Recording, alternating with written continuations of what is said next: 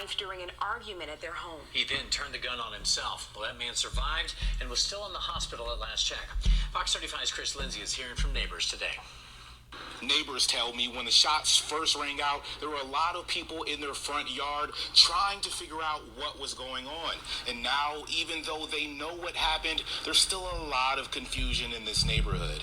To know that this happened, this is heartbreaking. Samisha Johnson is one of many who can't understand how an argument cost a woman she knew her life. I'm praying for both families, and it's just real sad. Police flooded this area around 7 o'clock on Thursday after multiple 911 calls. He shot himself. He just shot himself with his own gun. Okay, what is the address? That sounded like a gunshot. So what I did is kind of like walk up to the fence and look down the street to see. Theodore Carter says he's familiar with the home he saw officers surrounding. Daytona Beach police say it belongs to the suspect, Chantel Atkins, and the victim, his wife, Shawn Tai. They seem like great people. It's like great couple, like maybe next door to your house. You know what I'm saying? You would never think that something like that would ever happen like that. Investigators say when an argument broke out on Thursday, Shawn Tai called her parents for help. Right after that, they say Chantel pulled out a rifle, shooting and killing her. It's not worth it at all. I feel like they could have came to some type of probably a common ground. They say Chantel then shot himself in the chest. He's still in the hospital. No details have been released about the argument. Regardless, neighbors tell me there's never a reason for things to escalate to the point they did. You can't stay together. Just go ahead and separate and go ahead. You go your way, I'll go mine. We learned that Chantel will... I am just... be charged with first-degree murder. First-degree murder. We also learned he is in stable condition. Reporting...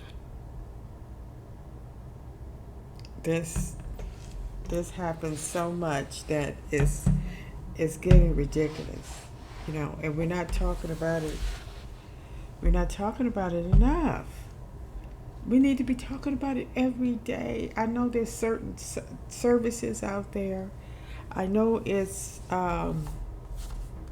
funding to get people help that's in domestic violence situations, but we need another entity. We need to touch these women before this happens, before it even get that bad, before you even get the man, and definitely before you marry him, because that should have never happened. He shouldn't have never got a hold of that rifle to be able to shoot her. She should have shot him first. She should have known. I hope that she could have had a chance to save herself. Now, she called her mom, her parents, to come intervene, to come help her.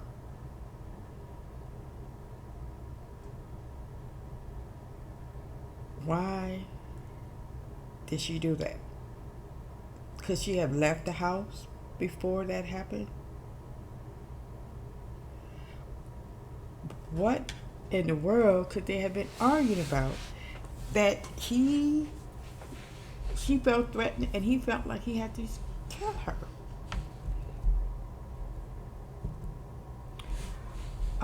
She was only 35. She was a nurse assistant.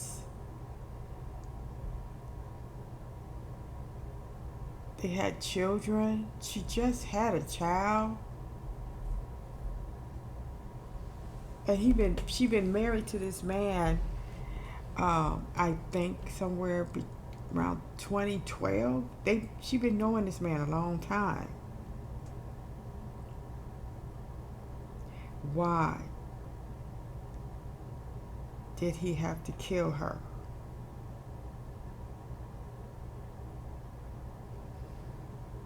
We need to find out these answers. We need to find out instead of letting it go to the doggone uh,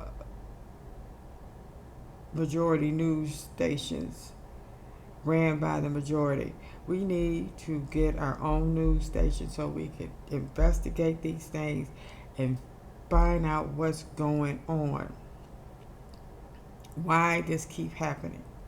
Why are our men killing our women?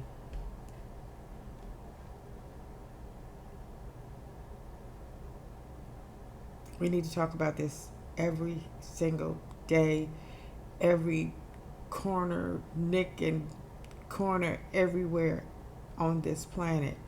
Because it's not just happening here in the United States, it's happening worldwide, where women are being killed, even men too, killed by their mate. And then another story that we need to discuss is why is family members killing one another? It's a reason. It is definitely a reason, and we need to find out so we can work on it. We are killing future doctors and lawyers and mothers of doctors and lawyers. We gotta do better. This is Shawn Tai. This is her killer, her husband, Chantel Atkins. This is them. This is her when she was young. I'm sure this is probably when they were dating. And this right here is unbelievable. Unbelievable. This picture, look at all the hearts. She was in love. She was in love with this man, and he killed her. Killed her dad.